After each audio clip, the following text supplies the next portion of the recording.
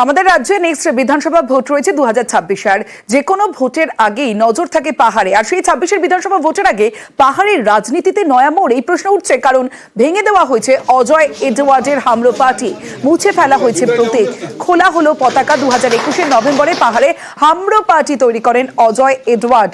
আজ পাহাড়ে নয়া রাজনৈতিক দলের ঘোষণা হতে পারে।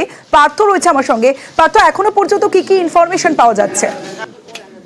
তিনি যে কথাটা বলছিলেন 2021-এর 25শে নভেম্বর এই জিনেলে ভেঙে আমরা পার্টি তৈরি করেছিলেন অজয় এডওয়ার্ড, এবং তারপরে কিন্তু তারা সাফল্য পেয়েছিলেন। 3 মাসের মধ্যেই দার্জিলিং পৌরসভা নির্বাচনে তারা জয়ী হয়, যদিও পরবর্তীতে দল ভেঙে তাদের দলকে ভাঙিয়ে বিজেপি দার্জিলিং পৌরসভা দখল করে।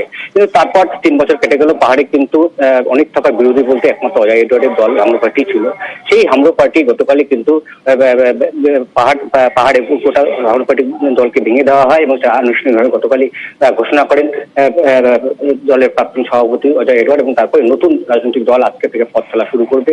মূলত 26-এর নির্বাচনকে সামনে রেখেই পাহাড়ে গোর্খা জাতির ঐক্য অটুট রাখতে কিন্তু নতুন রাজনৈতিক দলের আবির্ভাব, এমনটাই কিন্তু জানিয়েছেন অন্যতম মুখ অজয় এডওয়ার্ড। যেখানে আমরা এখনো পর্যন্ত যা খবর পাচ্ছি যে বেশ কয়েকজন প্রবীণ রাজনৈতিক নেতা পাহাড়ের তারা কিন্তু যোগ দিচ্ছে। এনভি খাওয়াস কিছুদিন আগে তিনি তৃণমূলে ছিলেন, সেই এনভি খাওয়াস এবং বিজেপির একাধিক পাহাড়ের প্রতিষ্ঠাতা সদস্য তারা কিন্তু আর যোগ দিবেন এই নতুন ফ্রন্টে। তাছাড়া জিএনএলএফ এবং প্রাক্তন বেশ কয়েকজন জিটিএর সভাসদ, এমনকি জিটিএর প্রাক্তন চেয়ারম্যান প্রদীপ প্রধান, তিনিও কিন্তু আজ যোগ দিচ্ছেন। একটা বিষয় একটু তোমার কাছে জানতে চাইবো যে নতুন দল তৈরি করার কথা কেন প্রয়োজন পড়ছে অজয় এডওয়ার্ডের?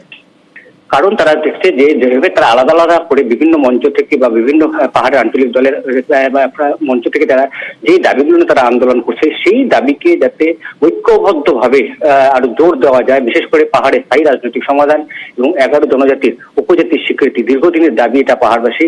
আমরা জানি সেই 19-এর নির্বাচন থেকে শুরু করে 21-এর নির্বাচন, 23-এর নির্বাচন কিন্তু আমরা দেখেছি প্রধানমন্ত্রী, স্বরাষ্ট্রমন্ত্রী তারা উত্তরবঙ্গ সফরে এসে কখনো দার্জিলিং এর লেবুং, কখনো বা শিলিগুড়ির কাওয়াখালীর মঞ্চ থেকে তারা কিন্তু পাহাড়বাসীর দাবি তারা পূরণ করবে বা পাহাড়বাসীর দাবি মেটার অপেক্ষায় রয়েছে এমন প্রতিশ্রুতি কিন্তু দিয়ে গেছিলেন, কিন্তু তা আজও বাস্তবায়িত হয়নি।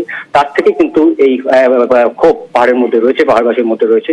সেই দাবি আদায়ের লক্ষ্যে যাতে যৌথভাবে ঐক্যবদ্ধভাবে কেন্দ্র এবং রাজ্যের উপর চাপ বাড়ানো যায়, সেই লক্ষ্যে কিন্তু এই নয়া ফ্রন্টের আবির্ভাব হচ্ছে, এমনটাই কিন্তু মনে করছে পাহাড়ের রাজনৈতিক মহল।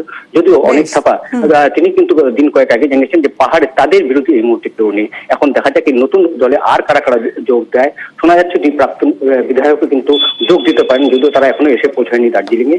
সেদিকে কিন্তু নজর থাকছে গোটা রাজনীতি। বেশ পার্থ।